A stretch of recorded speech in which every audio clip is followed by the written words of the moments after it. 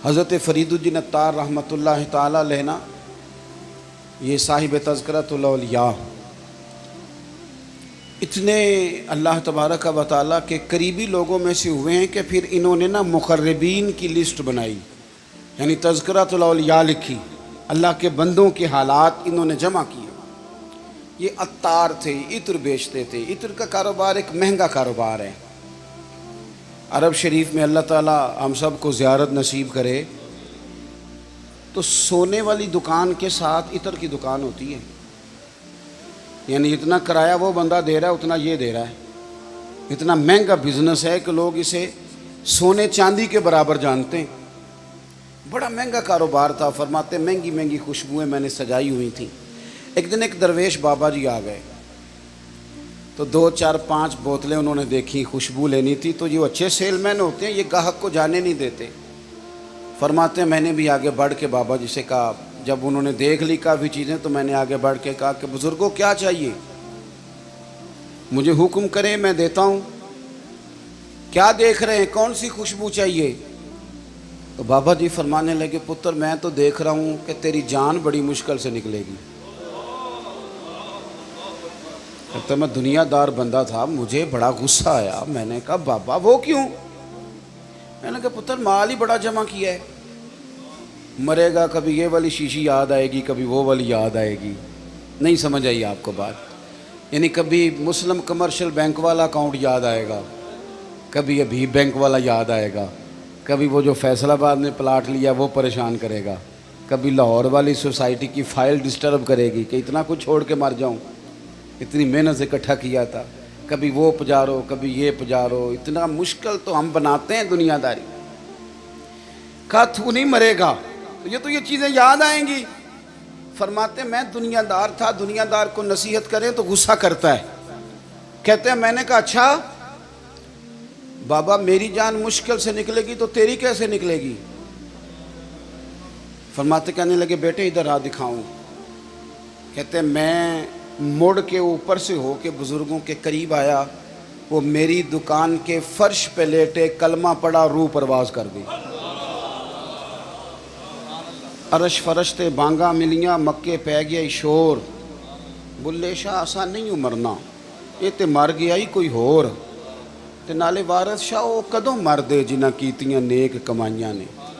और इकबाल कहने लगे मौत को समझे हैं गाफिल इख्तिताम ज़िंदगी, ये है शाम ज़िंदगी, फिर सुबह दवाम ज़िंदगी। इसके बाद तो सुबह है ज़िंदगी की, ये तो एक शाम हुई है बस, उठेंगे तो सवेरा होगा। तो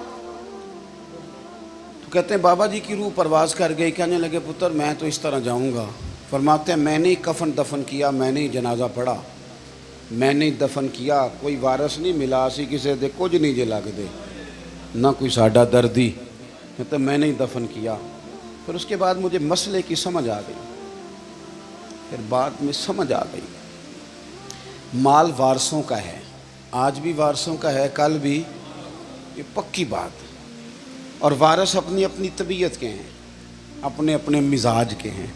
हो सकता है आपका मेहनत का माल वो हफ्तों में ज़ाया कर दें, अपनी अपनी तबीयत के हैं ना वारिसीन।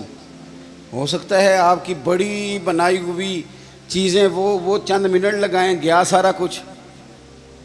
तो बहुत सारे मामलात में अगर हमारी तवज्जो हो कि हमने जाना है और डायरेक्शन ठीक हो तो फिर मौत का कोई खौफ, फिर तो तैयारी है। हदीस बुखारी देखिएगा,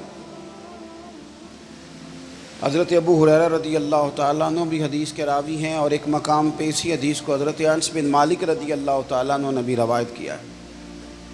एक खातून हुजूर की बारगाह में आई और अर्ज़ की या रसूल अल्लाह सल्लल्लाहु अलैहि वसल्लम मुझे मिर्गी का मर्ज़ है, ये बड़ा आसाबी मर्ज़ होता है। जिस्मानी अमराज भी बड़े मुश्किल होते हैं, मर्ज़ तो अल्लाह माफ़ करे कोई भी ठीक नहीं, लेकिन ये जो आसाबी मर्ज़ है ना, ये एक बहुत बड़ा मुश्किल मरहला है कि आपका दिमाग कंट्रोल में आ जाए। तो मिर्गी का मर्ज़ बंदे को बेहोश कर देता है, आसाब कंट्रोल कर लेता है, जिस्म भी कब्ज़े में आ जाता है। और फिर ख़ातून हो तो वैसे ही हौसला कम होता है। अर्ज़ करती है हुजूर मुझे मिर्गी है, मैं बड़ी तकलीफ़ में हूँ, मेरे लिए दुआ कर दें। तो हबीब पाक सल्लल्लाहु अलैहि वसल्लम सब के लिए दुआएं फरमाते थे, पर आज हुजूर ने एक अनोखी बात इरशाद फरमाई।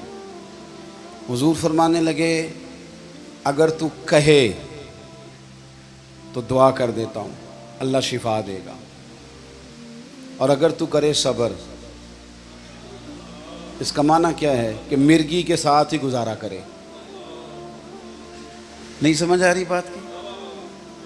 मिर्गी के हम मानते नहीं, वैसे मर्ज जो आता है ना वो जाता काम ही है, गुजारा उसके साथ ही करना पड़ता है। हम पता क्या करते रहते हैं, हम परेशान हो जाते हैं, टेंशन ले लेते हैं, लेकिन उसके साथ जीना नहीं सीखते। अपनी बीमारियों, आजमाइशों, परेशानियों के साथ जीना सीखे। जिनको इनके साथ जीना आ जाता है ना, वो ज़िंदगी का सारा सुकून हासिल कर लेता है, वो सारी आसानियां पा जाता है, जिसे अपनी मुश्किलात के बीच जीना आ गया। और जब बेचारा दिल छोड़ के बैठ गया, ओहो बस ये आखिरी टेंशन है, इसके बाद मर जाना है, वो गया काम से। मुश्किलात ही तो एक ऐसा वक्त होता है जहाँ इंसान की सफाई भी होती है, वो निखर भी जाता है, तरबियत भी हो जाती है, और एक अच्छी ट्रेनिंग उसकी होती है, फिर अगले मरहले उसके लिए आसान हो जाते हैं। हुजूर ने फरमाया, अगर तू कहे दुआ करता हूँ अल्लाह शिफा देगा, और अगर तू करे सब्र, गोया इसके साथ ही गुजारा करे, तो फिर क्या मिलेगा? हुजूर फरमाने लगे, रब हिसाब नहीं लेगा, बगैर हिसाब के जन्नत अता करेगा। हमसे वैसे पूछा जाए तो हमें शिफा ही चाहिए, क्योंकि यूँ मिनू ना बिलगैब के जो मामलात हैं ना, उन पर यकीन रखना कामिल लोगों का तरीका है। कहा आप बताएं शिफा के जन्नत, तो सहाबा कहते हैं एक मिनट नहीं लगाया बीबी ने सोचने पे। अकीदा पुख्ता था ना, उन्हें पता था कि दरअसल हमारा फ़ायदा ये है कि हमारी आखिरत ठीक हो, बच जाएं। फ़ौरन वो खातून अर्ज़ करने लगी, हुजूर गोया थोड़ी सी तो ज़िंदगी है, मैं इसके साथ ही गुजारा कर लूँगी, आप दुआ कर दे रब मुझे जन्नत अता कर दे,